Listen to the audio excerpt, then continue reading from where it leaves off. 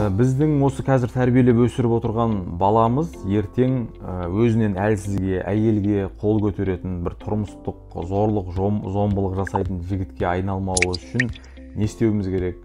Жалпы бір дұрыс жігітті қалай тәрбиелейміз деп менен бір сұрар болсаңыздар, мен қазір әйелімізді жақсы көруіміз керек деп жауап берген болар едім.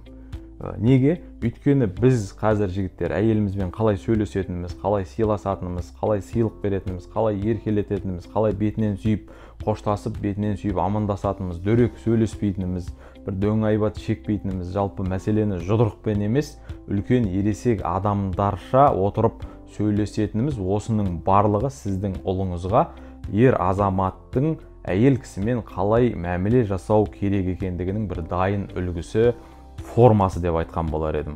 Өкінішке қарай біздің қазіргі осы поколениеге осы форма үлгіні көрсете алатын адамдар өте сирек аз болды. Өйткені әлгі Тұрсынбек мырза айтқандай, біз әкелеріміз ішпей келген күні мереке болып саналған бір ұрпақпыз ғой біз. Жалпы біздің әйелімізбен бір сұлу отношениеміз ұлымызға қыз келіншектермен қалай сөйлесу керек екендігінің бір үлгісі дедік қой.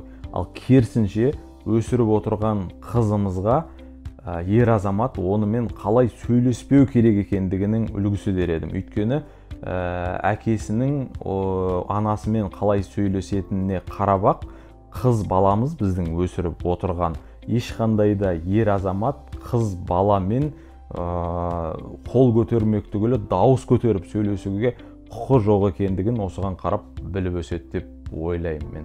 Сосын тағы бір қоса кететін мәселе, біздің әйелімізбен қалай сыйласатынымызды ұл қызымыз міндетті түрде көзімен көріп өсуі керек. Өйткені тәрбие деген нәрсе ауызбен, бір құрғақ сөзбен айтылмайды, іспен көрсетіледі. Балам, ұлым, әлсізді сыйла, қорға, әйел кісіге көмектес деп 1000 рет айтқаннан пайда аз, егер өзіңіз әйеліңізді бір күнде көк ала қойдай қылып сабайтын болсаңыз.